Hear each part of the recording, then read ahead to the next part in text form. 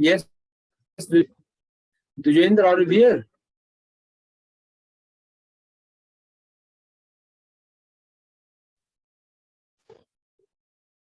Hello. Okay. Yes, yes, sir. ठीक है, आ गया sir. Actually, what Now, happened? No, in fact, she was host. हाँ, Sanchita was host and she ended the meeting. yeah. I can understand. Yes, so just wait for some time because we have only 9 participants as of now. They will be joining.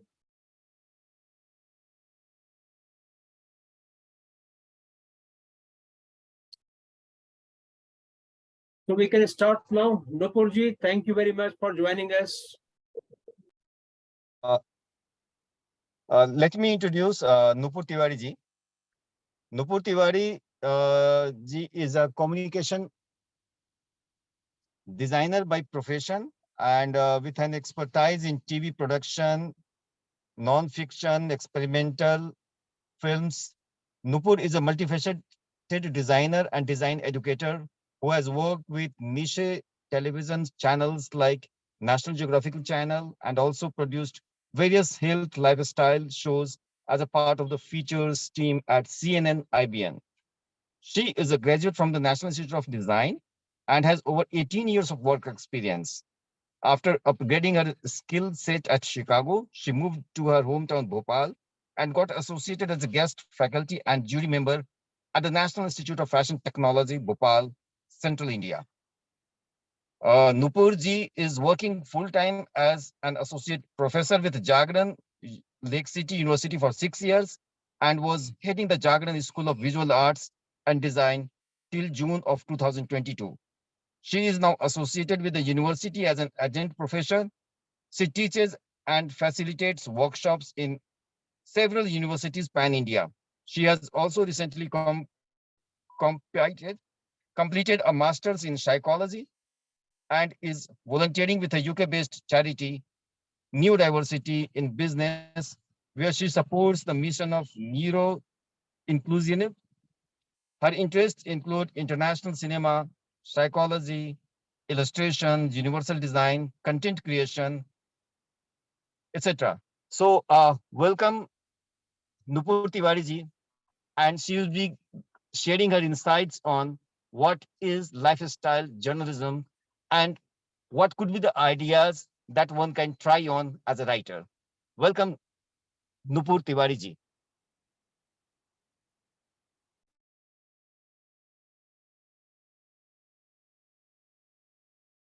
Noopur ji, over to you.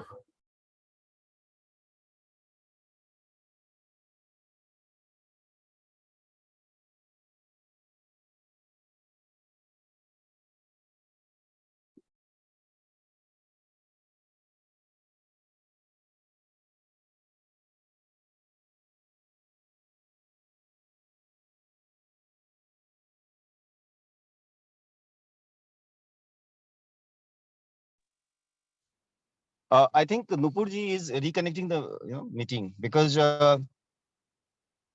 she was there. She had already joined, but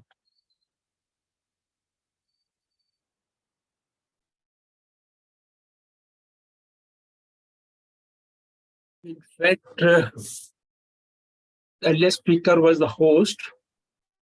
So when she left the meeting,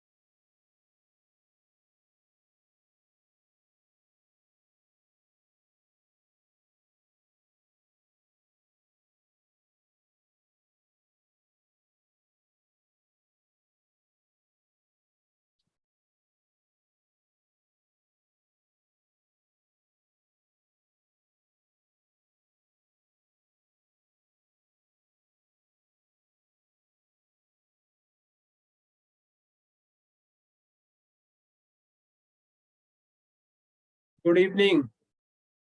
There was some technical problem. You joined through the same link.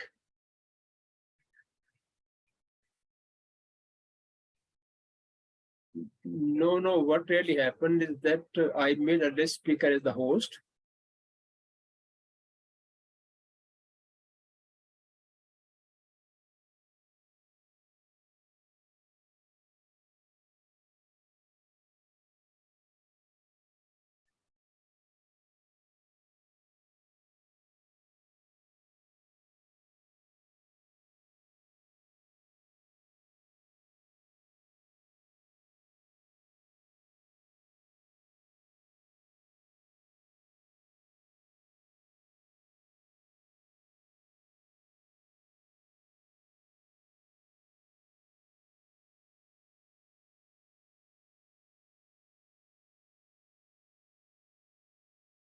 The Jwendra, I think Noopur is already there.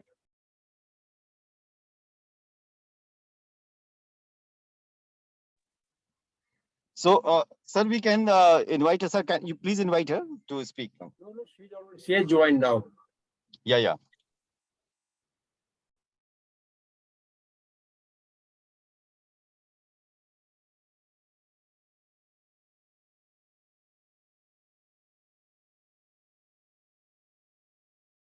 Yes, Noopur, can you hear me? I think her mic is not connected. Hello. Yes, now you are audible. Okay, great. Hello, sir. You have already been introduced by my colleague Dujendra. Okay. So all participants are now you have been introduced to them. So I think you can start your session. Well, briefly, Noopur is a very rare combination of experience All in right. industry and academics. Please, you can start now.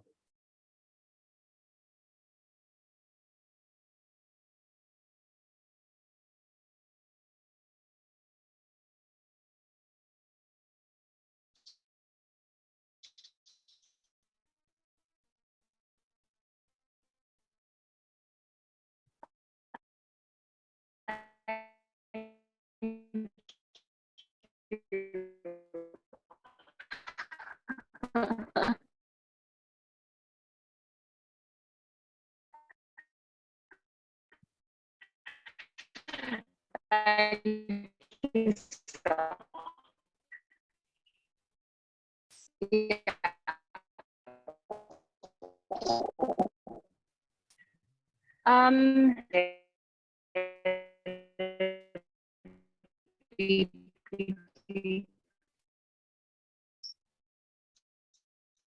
Some problem with their audio, I think.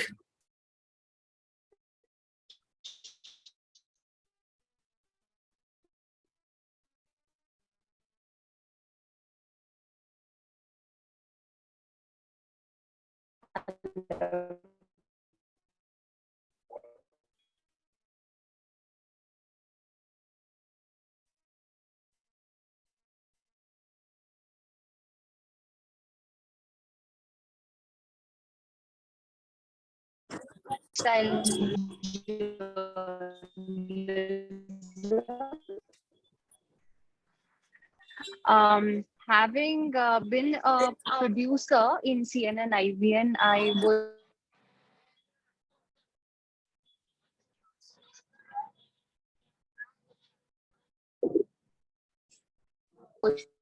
Her audio is very much bad and lagging. We can't hear, ma'am.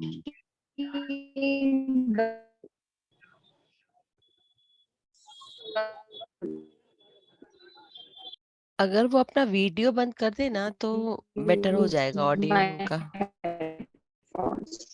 I think all of us can stop our video. Maybe then it's better. नहीं, उनका video, क्योंकि वहाँ bandwidth कम है उनका। Noopur, you are not audible, so I think we can. am I audible or no? Not at all, ma'am. No, because they are suggesting that if you switch off your video, then audio quality may improve.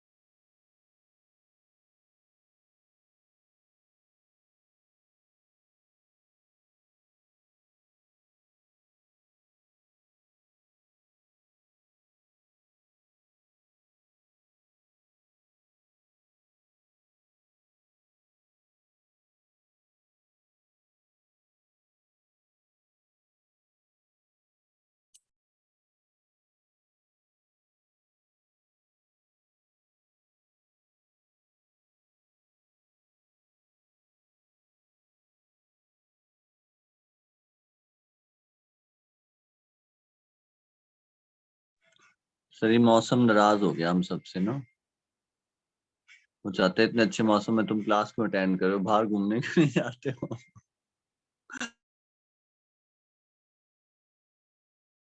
तुम कहाँ हो? रोहतक में हो?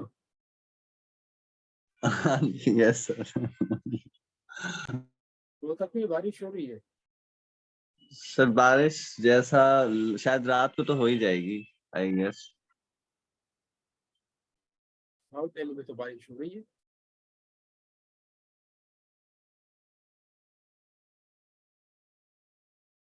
Sir बड़ा अलग सा मौसम है, लाइक मई के फर्स्ट वीक में ऐसा मौसम, लोग कह रहे हैं जाड़ा हो गया, जाड़ा हो गया। Hello. Hello. Yes, now it's perfect now. Okay, great. You are there, audible also. there is no power in my city, sir, and I'm sitting in a hotel trying to do this. That's why. Anyway, thanks to the global warming we have here. Okay, so I wanted to share my experience as a lifestyle journalist and a producer with CNN. And I would like to share my screen, but it says host disabled participants screen sharing. So if you can give me the Just a rights. minute, okay. Yeah. Now you are host. Okay, great. So So you can share your screen now. You are host now. yeah, yeah.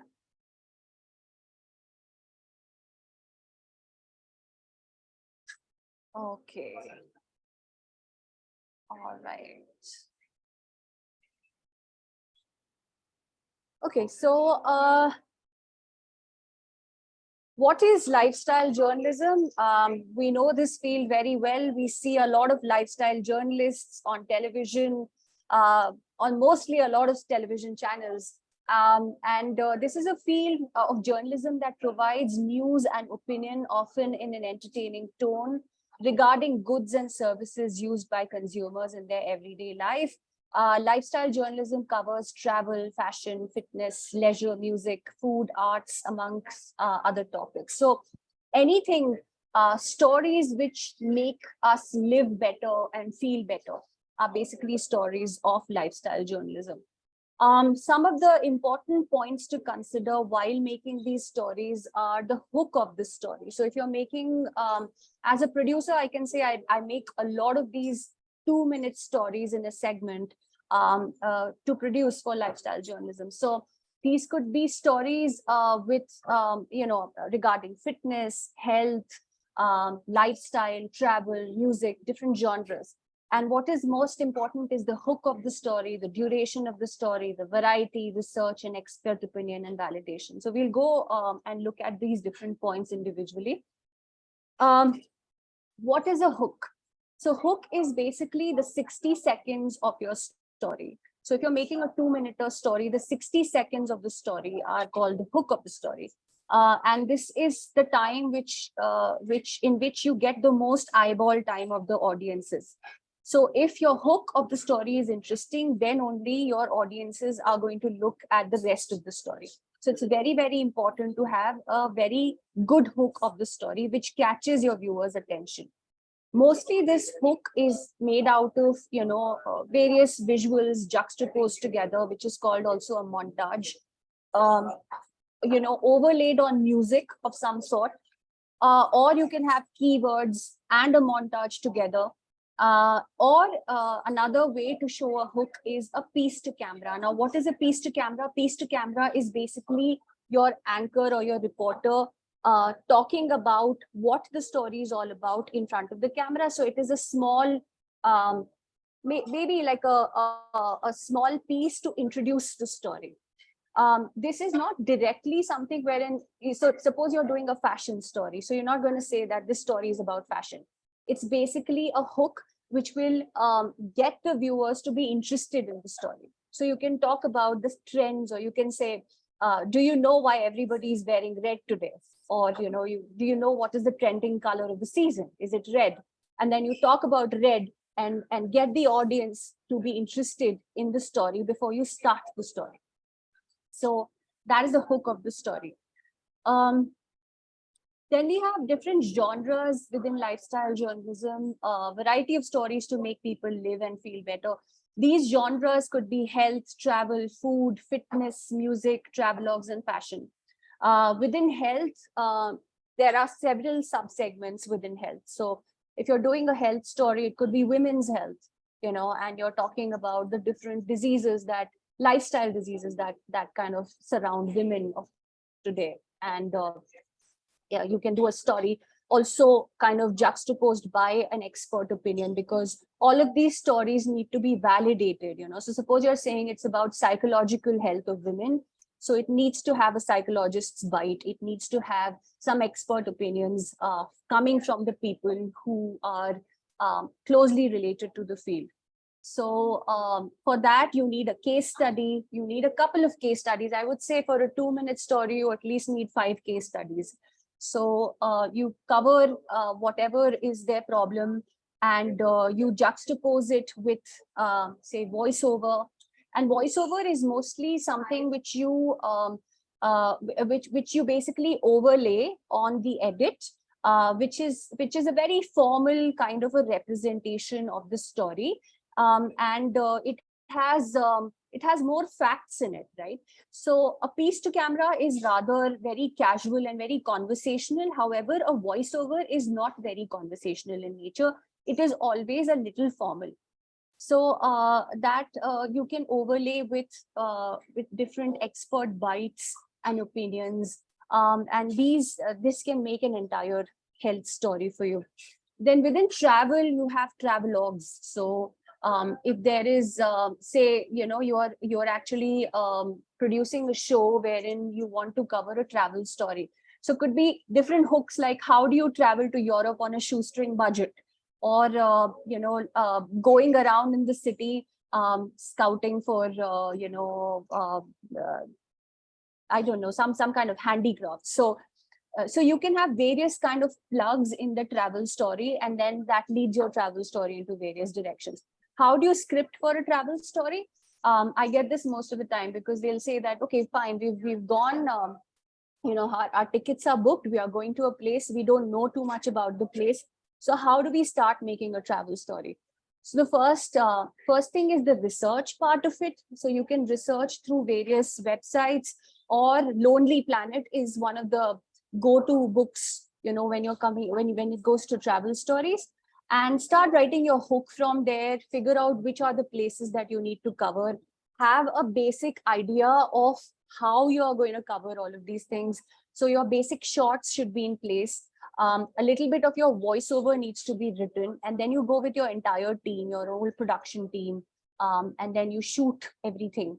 And then you should never, you should basically have a checklist of what you're going to cover, but you have to be very, very observant when you actually go and travel. If you find a new story on the way, if you find a new hook, if you find a new plug, then please be open to actually, using that within your travel story. If you say a travelogue consists of about, say, if it's a 60-minute program, then it will consist of about, like, say, 5 2-minute stories, and then interspersed with various other things. Mostly a travelogue is a sponsored gig. So if you're actually going to Goa, and if you're doing a travel story for Goa, it's probably sponsored by certain hotels or certain people who are in the tourism sector, who want you to portray that place in a certain way. So that's a little bit of your travel story. When you go there, definitely you shoot with an idea in place, what you want to shoot. If there are any historical monuments, you shoot them. And then you basically take everything back to your edit, and then start thinking of how you want to craft the story.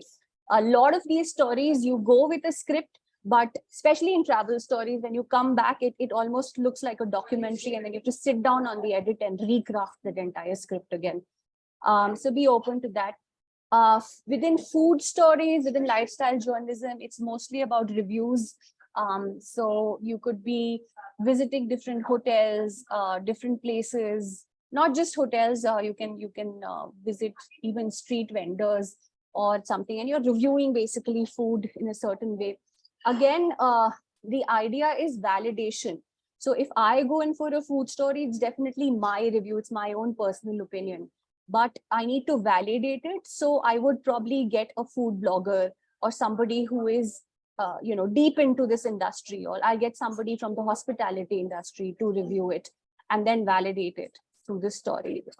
So that's a food story. A food story can be different kind of cuisines which are covered. So you can have, you have these different hotels having different fests, cuisines. So you go and you cover those, and then you give a rating, which has to be a valid rating. Again, it can't be just something that you personally think something about it. It has to be validated through the proper experts within the hospitality industry.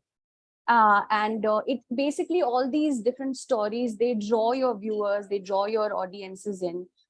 So it kind of also adds as a promotional thing for these brands, which are then asking you to do these stories. For fitness, there are all these various stories that we do. Mostly it's about morning routines. I was doing stories within Pilates, yoga lattes, fitness stories, Shaolin, Tai Chi, different kinds of arts and stories which are which will help people to be more fit, and lead them towards thinking more about fitness. These are the first stories. So suppose you have a rundown of the stories, because definitely as a producer, you make a rundown first. And when you make a rundown, you have the first stories that you make are the fitness stories. So you put the first stories on the edit, which are fitness stories. Then you go into food, then you go into travel, and then you go into fashion. So mostly that is the chronology that you basically follow within any kind of shows. We don't start with fashion first. We always start with fitness, or we start with something very topical. Now, what is topical? Suppose, there's Diwali coming up. So you must be having, then you basically craft your shows and craft the storyline of the shows based around this festival. If you know there's some new trend which is going on. So you have to think through. As a producer, you have to do a lot of research. You have to read a lot. And then get your ideas in before you actually do the final rundown of the show. Then when it comes to music, it's mostly about gigs and concerts and different things which are going on in any city. So again, if you're talking of Delhi, various gigs which are going on in Delhi, if you're talking about some new albums being released, if you're talking about some new singer being in the market, you talk about those things. Again, you have to validate a lot of things. You have to get a lot of testimonials in. Now, testimonials are basically, opinions of various people. You always intersperse these music stories with a lot of vox pops. Vox populi or a vox pop is basically the voice of the people. So you get a lot of these different testimonials, different opinions of these different people, and then you plug that in a story to make it more authentic and to make it more valid. Also, kind of getting an expert to talk about it. So if it's music, you get a musician, you get somebody who is an expert into that field, and try to get their opinion in, just to make the story more rich and authentic. With fashion stories, it's most about the latest trends, the forecasts. What are people really doing? Nowadays, people don't want to do stories on fast fashion. They want to do stories on slow fashion. They want to do stories on ethical fashion. They want to do stories which promote, the whole, local thing within our communities. They say that fashion now is not centrifugal anymore. It is very centripetal. And the idea is to look for fashion, scout for trends, and look at our basic handicrafts and talk about those to the people. So that is one thing that we can cover within fashion stories. Again, there are new trends, there are new things which are happening in the market. A lifestyle journalist would go and cover them, get some valid opinions. Also, the shots that you take within fashion stories are very important. There's a lot of visual language which is very important when you shoot a story. So basically, an establishing shot is always a long shot. Then you go into a mid shot where you actually do a piece to camera and you're speaking to the audiences in a more conversational way. When you are shooting a garment, you have to look at the way the garment is flowing. The silhouettes of the garment should be clearly shown. The lighting is very, very important. The cinematography becomes very important. How you are shooting the garment in a certain light is very important. So to shoot these stories, you have to plan a lot. You have to get your models in. You have to understand where to take them. You have to recce a place. I can't just go to a store and shoot. Generally, I have to recce a place. I have to take the models, the accessories which are related, and then go there, for a day with my crew, shoot everything. If it's a product photography, if it's a product shoot, you take them to a studio and there you shoot them so that you can have a better understanding of how everything looks. Because if you are doing an in-store shoot, it really doesn't make sense, because sometimes it's all right to look at the window display, but you really want to do a close product shoot. So it's better to take those products in, go to a studio, put them in the right lighting or with the right models, and then do a shoot. The voiceover for a fashion story is mostly something which is you have to get it validated from some fashion experts. And as a journalist, as a lifestyle journalist, it's not a very great thing to have your own personal opinion about everything. So I can say I love this trend, but basically it's about, if I am an actual fashion expert, if I'm not an actual fashion expert, I should get one to actually validate the trend.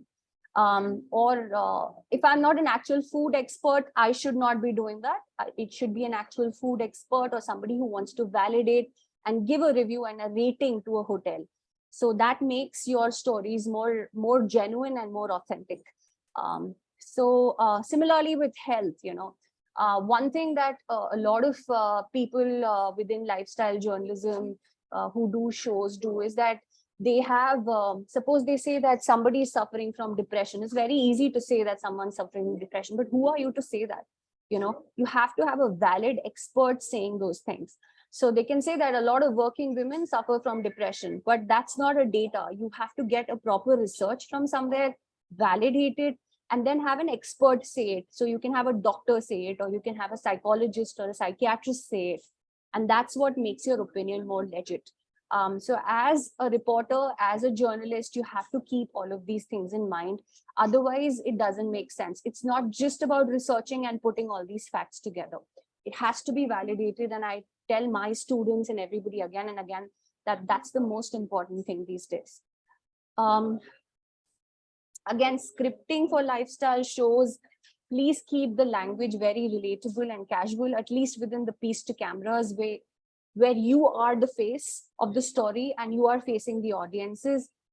Keep it very conversational, very casual, to get the audience's attention. And then when you start doing your voiceovers over some overlaying different visuals, then keep the voiceovers very formal and fact driven. Again, facts are very, very important. Wherever there is any research that you've taken, any kind of facts that you've taken from any valid sources, please mention those sources at least in the in the end of the stories, or at least as an asterisk somewhere in the within the stories which you do. Expert opinions, please have good experts coming in your stories.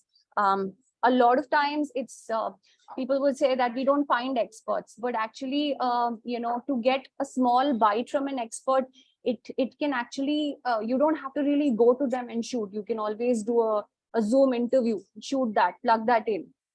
If you can't do an interview, then you can at least get a voiceover, put that in. But all these things make things very authentic. So make sure that those are incorporated well within your stories. The end piece to camera is very important. It has the conclusion of the story. It kind of, has the end remarks to everything.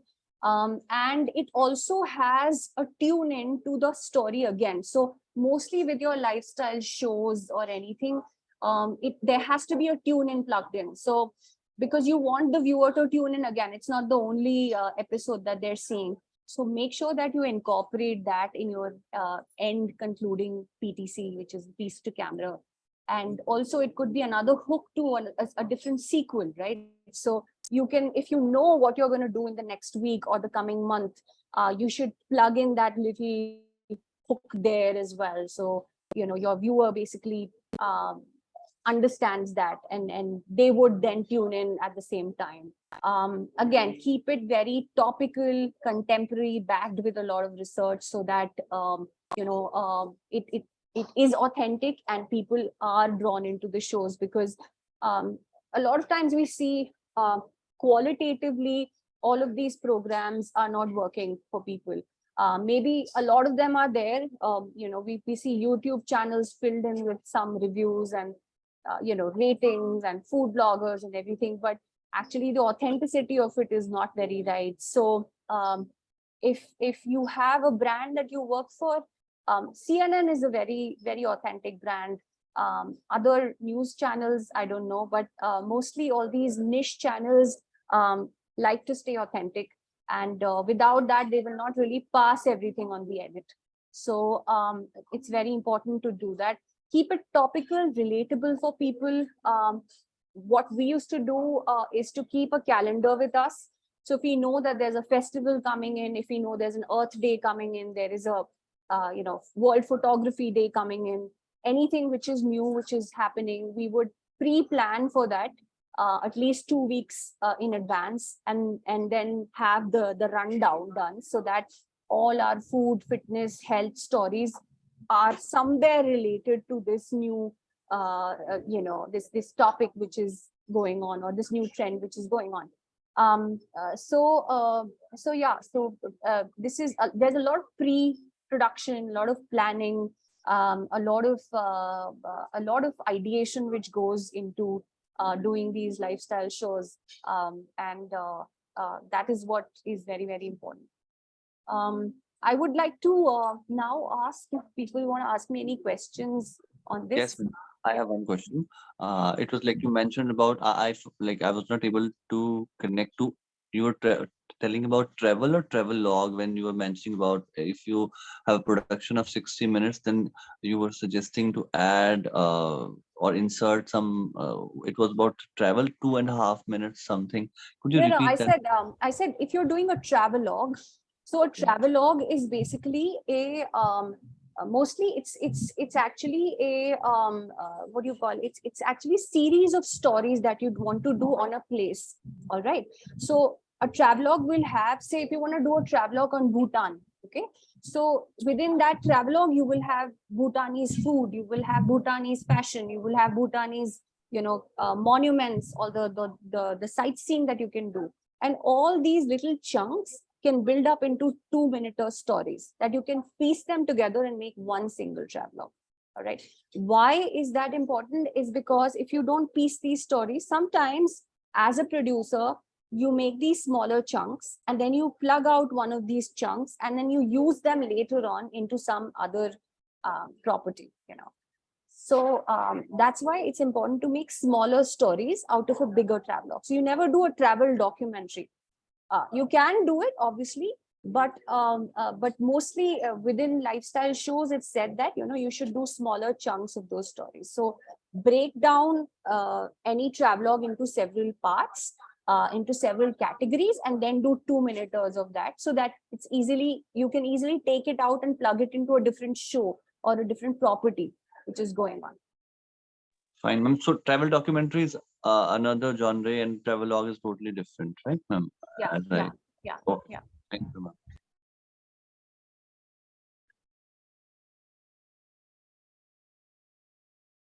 So yeah, so within when we used to do travelogues in CNN, it was about going to a place, and we would have these 2-minute stories that we would shoot, and also we would shoot a long form also. So like you said, travel documentary, we would also shoot a longer form, and then on the edit we will decide if we wanted to put those 2-minute in, or we wanted to put a longer documentary form in, or but you know, it's as a travel journalist, you go there and you shoot all kinds of forms, because you have 2 days, 3 days to shoot, and you capture as much as you can of that city and that place.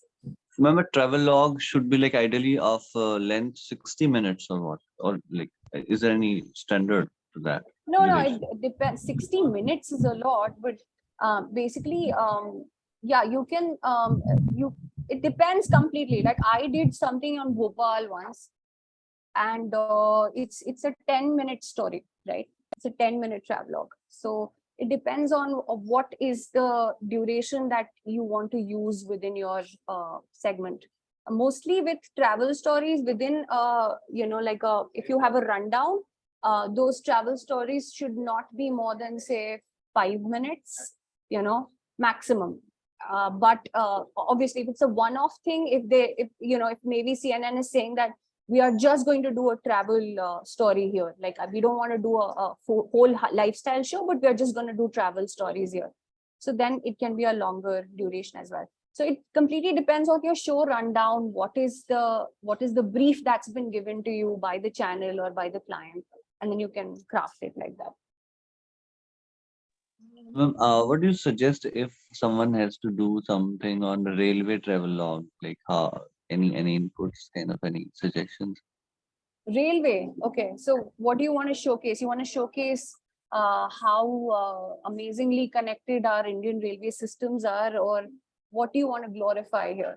I would say whenever you begin a travelogue, the hook should be really interesting. So you need to actually do a little bit of research to understand what are you going to say in the story? What is the purpose of the story? That should be very, very clear. If you're saying that we are doing a travelogue to cover the new stations which have come in, somebody says, how will it differ from live and broadcast later? So I'm not talking about lives at all. I'm talking about the feature stories. A live story is done very differently. But this is not a live story because lifestyle shows and lifestyle reporting is mostly a feature segment. It is never done live. In news, I don't really see any live things which are happening within lifestyle. It's mostly during features, and features is a team which people are sitting at the back end doing these stories, and at least you get a week to produce these stories. So they're not done instantly. They're not done as live shows.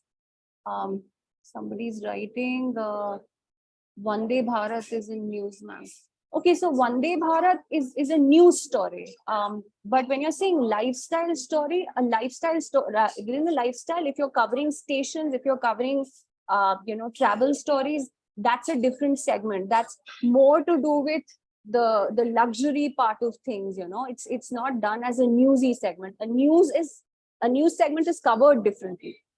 Within a news segment, it's mostly testimonial based. It's more of you just go there and immerse yourself in the environment, and whatever you get within that little chunk, you come back and you just kind of broadcast it with the not putting in too much effort in the editing. But with the features and a lifestyle story, you basically take more time. So you will understand the purpose of the story. You will make the hook well, and also you'll make it as a more you'll take time to do that story. It's not just done in a newsy way. You will have more features, cameramen coming in, cinematography will be different. The kind of the kind of things that you're saying within the story, if there is any luxury element related to it, you'll talk about that, because all these lifestyle stories are somewhere connected to brands. They're connected to sponsors, and that is what makes these lifestyle stories interesting. Ma'am, I have a question. It's probably a little basic kind of a question. Yeah. So when you actually put together a lifestyle story, how much of candidness is good? Or, how much do you think a very candid shot or a very candid approach would be good? Or, how do you balance it with the formal factual story? So candid shots, see, ultimately it's the entire look and feel of the show on the edit. So your reporter can come up with candid shots, shaky shots, a lot of kind of, unplanned movements on the camera. And then if you're looking at a very formal flow within the show, then you will take them off on the edit. And you'll keep more steady shots, more planned shots, shots which are, well composed. That depends on how your show is. If your show is all about being candid, if it's like a MTV Channel V kind of a thing, then those things are welcome. But especially Yes, on, yeah. on CNN Basically, or any kind of, yeah. Depends on the audience in terms of Yes, how it we put depends that. on the Yeah. audience. Yes, yes, Yeah. yes. So yeah, so like I worked for mostly all these news features, or I work for edutainment. So within our brands, we were not allowed to do too much candid stuff, because it was more formal in the nature. And you could do a couple of candid piece to cams, but then if it's not fitting into your story, if it looks too tacky, then that will be chucked out of the edit. Yeah, okay, got it. Thank you. One more question, if I may ask. Is it what is the scene on vernacular lifestyle stories? Most of the kind of stories that are usually relatable are ones which are done in English. But what's your take on vernacular? Do you think it's in terms of lifestyle? Do you think it's as popular, or is it coming up, or is it a good idea to mix languages? How does that work? Definitely, if your reporter, if your audience is wants this, then definitely they should be given that. But again, your scripting, your anchoring, everything has to be done in the local languages, which sometimes is a challenge. So it depends on your production team what they really want to do with it.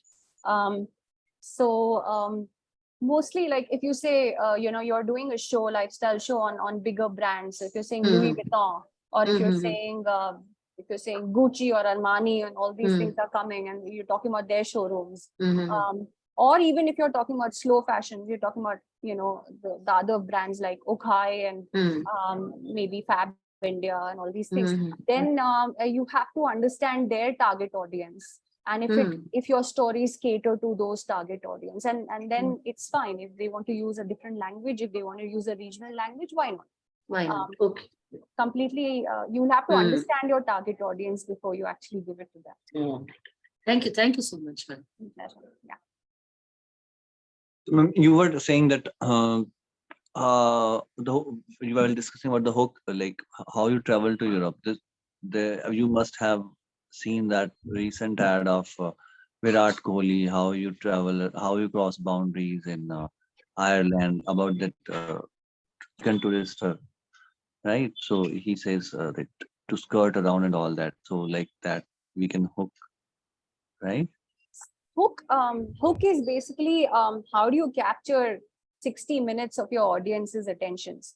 Because if in case you're not able to do that, they will not be able to see the rest of the story. That's their attention spans. If they're able to get those 60 minutes, if you're able to get those 60 seconds in, sorry, not 60 minutes, then the rest of the story can be viewed.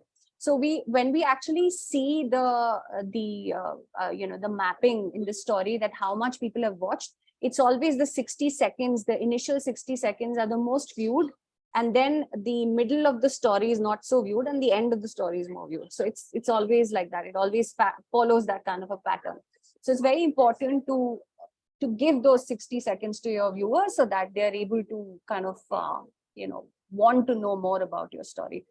So if you want to do a story on Europe, you can say, how do you travel to Europe on a shoestring budget, and to start the story like that, you can actually maybe the reporter is trying to basically get a lift from some place, and then they're going somewhere in one of these Hitchhiking. yeah, they're hitchhiking, or there is something in Europe called a blah blah car, where they would sit down. It's like an Ola, but it's like a shared Ola. So it's called a blah blah car. So they're sitting in a blah blah car, and they're doing a piece to camera. They're saying that, how do you travel to Europe on a shoestring budget? And I'm going to give you the story now. Or you can think of other various hooks, and hooks can be a juxtaposition of visuals, could be music, which reminds you of something. Like I did a story on Swedish food, and my hook was this song from ABBA. So, because ABBA is Swedish, Absolute is Swedish, all these different brands are Swedish. So I had a song from ABBA playing in the background, and then I started my story on Sweden.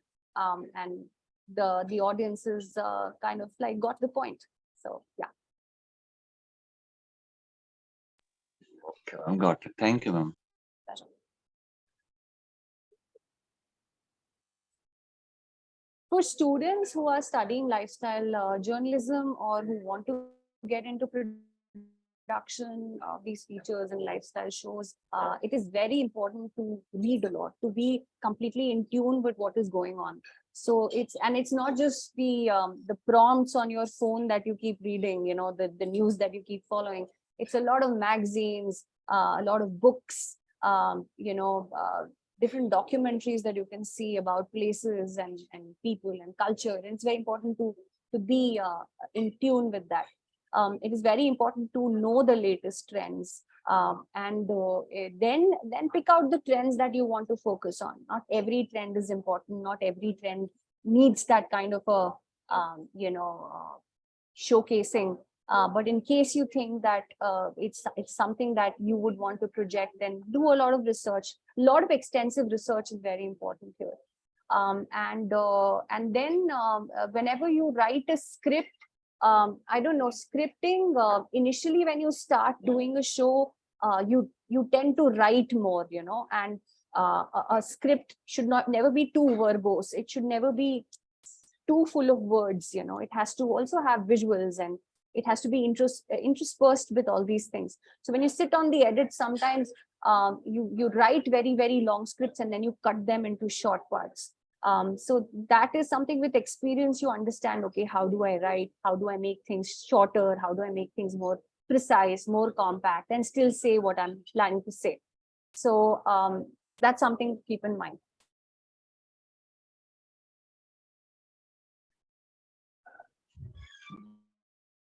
Ma'am, could you suggest some leading lifestyle writers or websites from where we can like stay abreast with the kind of music or art or whatever lifestyle? Any brand of writers? What that you need to really scout for now. We used to have, when I was working with CNN, I used to go through a lot of literature, and especially a lot of magazines too, because a lot of published and printed material is more authentic than what you see on the websites. So you'll have to do your own little research. I don't know about the latest lifestyle writers and all, because there must be loads now. But you need to validate, you need to see what other people are saying about them. Do they have, are they validated? Are they, are they other magazines? Suppose Lonely Planet, is that endorsing them in some way? Are they associated with bigger brands? And that's how you can get more information about them. And then start your story. And it's not more, it's also not that some lifestyle writer has done something, so we should do that. It's also your own prerogative if you want to do that story or not. Because as a producer, you get that opportunity. You can say, I want to do the story and I don't want to do the story. Maybe the world is doing a story on something, but I don't want to do that story because I think my kind of story should be different. So you have that space, and then you can talk to your editor about it, and do your rundowns like that. So yeah, make sure that whoever is your writer or whoever that you're looking at, all these people have some kind of validation to whatever they're saying. I mean, in case of street food lifestyle story or something, like validation comes from the crowd, or like there also we need to have an expert opinion for that street food. So we used to have a food reporter in CNN, and the food reporter was somebody from the hospitality industry. So he knew exactly how things are done formally as well. So if he was going and reviewing street food, he knew what are the intricacies of food journalism or food reporting. And not just anyone who walks in to a dhaba and does a review and says, oh, this is great, this is bad. But he had a certain amount of credibility to what he was saying. Mostly because he had done this reporting, or he had done a lot of food journalism over the years to understand what it curtails. Because it's very easy for us to say that, okay, I give this place a 3-star review, but again, then you're not really being authentic. So it's important to know what you're really saying, and to be an expert at that. And we can go for the guest book, comments or feedback in that. If there is someone who is quite eminent or like a social influencer who has written something in their guest book, like visited that particular uh, street See, food. influencers are slightly I don't know, influencers, some of the influencers, they don't have any credentials, right? They are just generally saying things, and they don't have any facts or any validations which are backing them. So I don't think we should look at influencers. We should actually look at proper reporters, proper journalists who have some amount of understanding of this. There are food bloggers from the hospitality industry who write about things. There is Bikramjit Ray, who is a very good food blogger. You can look at what he writes. There's so many other chefs who would write something. So if it's Tarla Dalal, obviously reviewing something, then her comment is more valid than anybody else who's an influencer, right? So you've got to take that into account and then make your story. Again, I would not ask anybody to look for influencers. Influencers are a very funny breed. You don't know what they're really bringing into the table. Some of them don't have, some of them are really just saying certain things without any validation, without any fact checks. For the sake of saying they do that. Yes, yeah. So I don't think follow them at all. They are nice to follow. If you're looking at an Insta trend, then it's okay to see an influencer.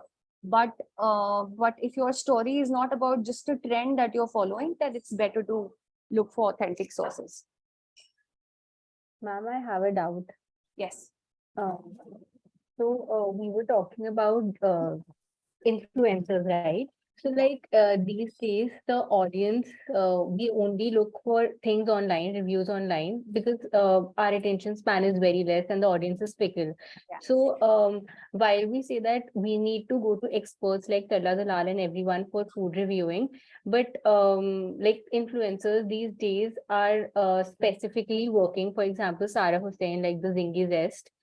They're specifically working in this field. So it becomes quite intimidating when we come to online sources, because we tend to accept those facts because they're reviewing it in front of us, and we feel validated. So to how much extent do you think that this trend has changed, and people are more convinced by what we see with the influencers rather than read a critic or a review? Well, where you've got TikTok aunties giving you news all the time, and people look at that more than the news reporters or the broadcast journalists. But in case, I would say, if you want to stay in this space, if you just don't want to die as an influencer, because influencers don't have longevity, and we're looking at careers which have longevity, wherein if you are a lifestyle journalist, you just don't, you're not out of the market after one story. You need to stay in the market, you need to stay focused. That is why it's important to follow the authentic sources. Otherwise, there are TikTokers and Instagrammers and everybody doing everything. And a lot of people are following them. And in fact, there was a research which said that, so many million Indians are actually producing this content online. And there's so many millions who are consuming the content. So actually, everybody is now on this space. But how valid is this? How fake it is? About fake news, right? So a lot of it is not valid at all. So I would say, if you want to be an authentic journalist, why not do things the right way instead of taking the shortcuts and the easy routes?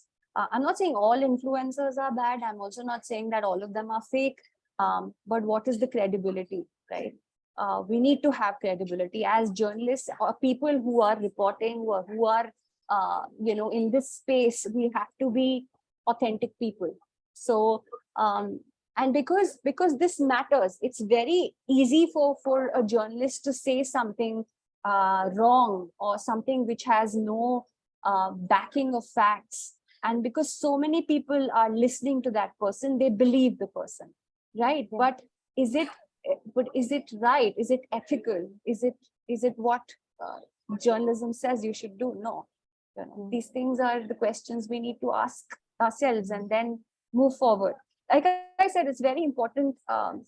Somebody said when I was studying psychology, somebody said it's very easy to say that you can just say, oh, you are depressed, how does it matter to you? But that person who's listening to that would say, oh my God, I'm depressed, and they will have other problems with it.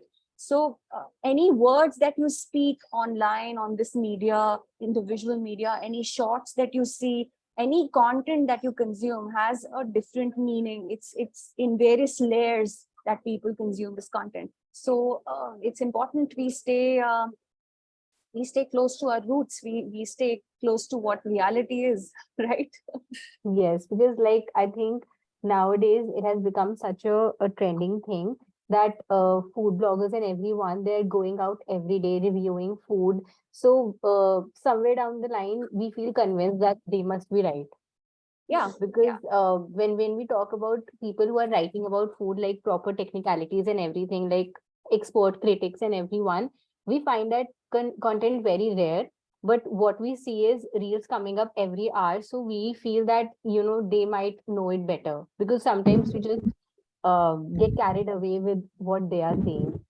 yeah. We're dealing with the WhatsApp university here, right? Everybody is doing anything on WhatsApp and all these spaces, but I think to add to Shambhavi's point, I think it's also become very quantitative. How many followers actually translates to how authentic it is. Keeping aside the fact whether there is really authenticity or not. So you see some 1 million followers and you think it's probably good. Yeah, and also because I think that when bloggers are doing some kind of videos, they are speaking in layman's language, and they are there eating food, testing it in front of us, while the critics are there with the technicalities that we really need to understand.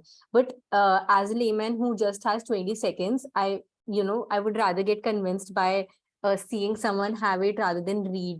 So I think that's where we also as audience need to change our perception.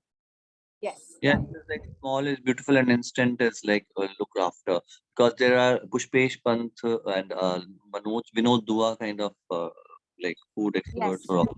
and Absolutely. kind of like epic on the epic it was broadcasted. So there. I want to show you a little piece on fake news. If you want to see it, I'll just play it for you 1 sec. It's an ad actually, but it's quite interesting. So I wanted to show you that.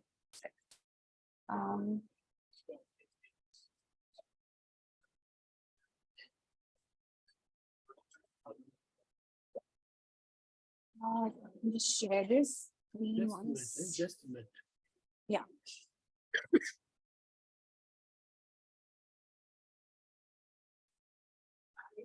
Okay. Yes. Okay, 1 second.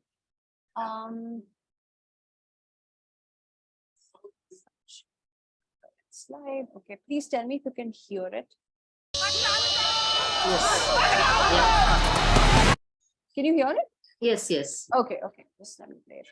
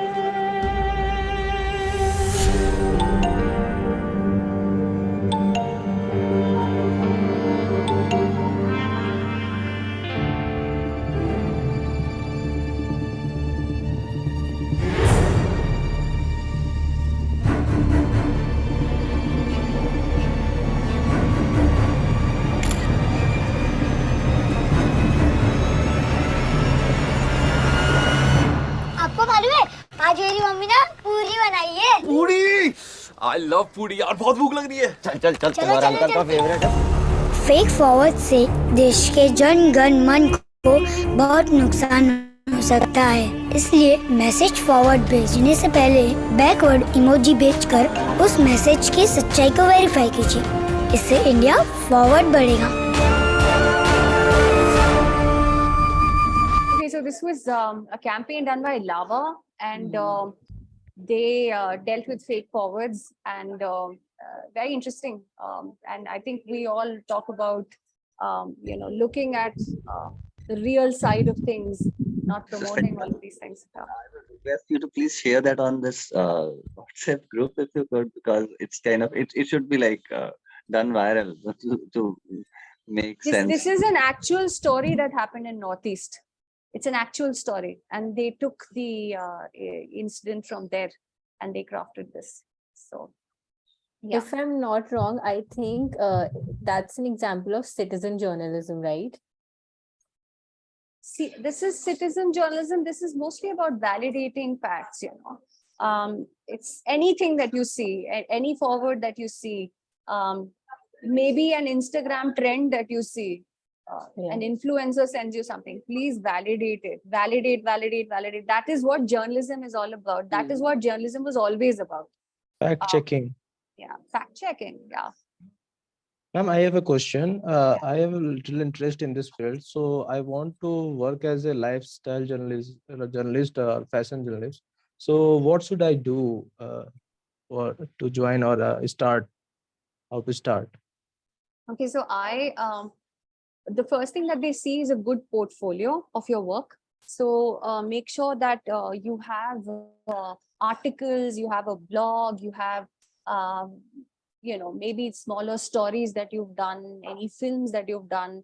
All of that would help you make a proper portfolio and then put that through to the right people.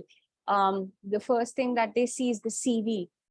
If you've done any kind of journalism course, or I went to features lifestyle shows through design. So I was a communication designer, and they wanted to hire communication designers within the journalism features field because we come with a sense of aesthetics, and they wanted those aesthetics to be incorporated within features shows.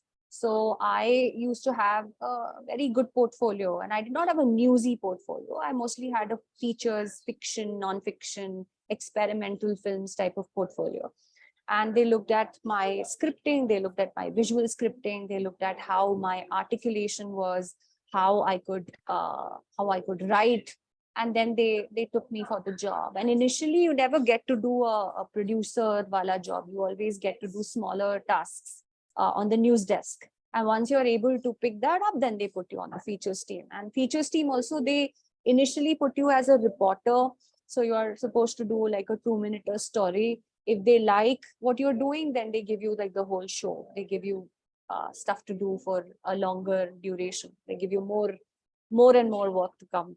So it's like that. So I used to start with I started with a children's show on news. It was called WhatsApp Junior. It was about it was a very small show wherein basically we had CJs, like citizen journalists, who were children, who were kids, and they would report on smaller segments. And that was my testing show. Once I did that well, then I was put into the lifestyle show. And then I think I was given a story on women's health. And then I was slowly doing tech stories, lifestyle stories. Tech stories are basically, if there's a new gadget in town, you basically go and review that, find out what's going on. So I was doing those smaller stories when finally they said that I think you have the potential.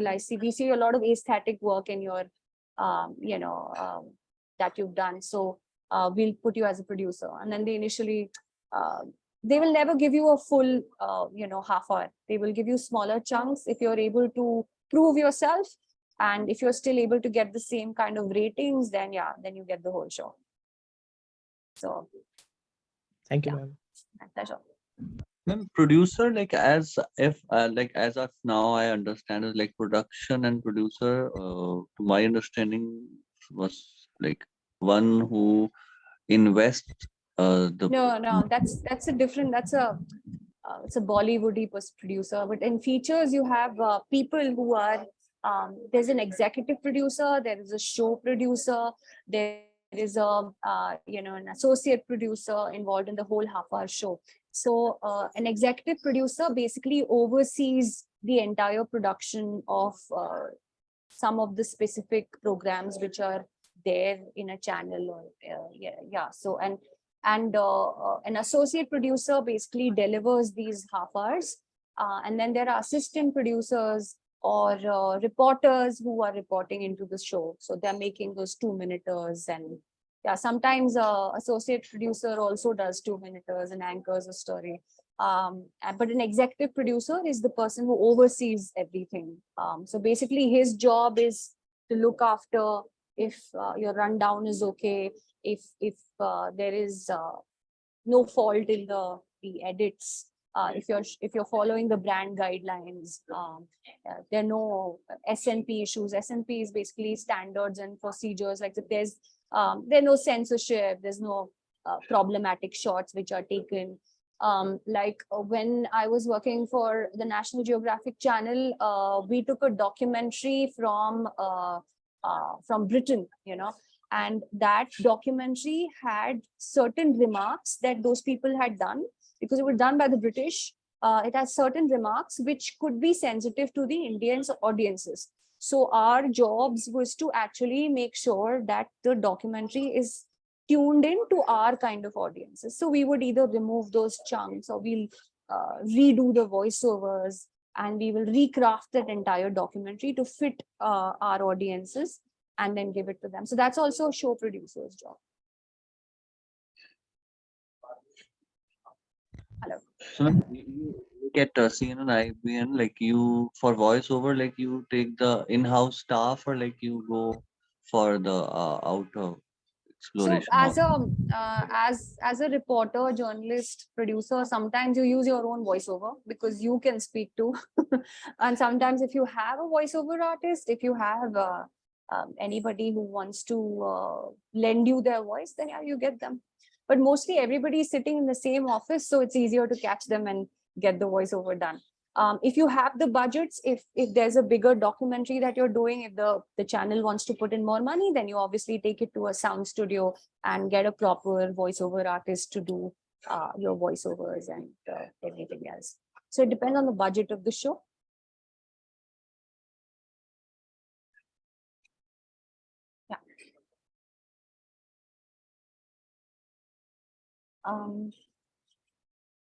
Anyone else?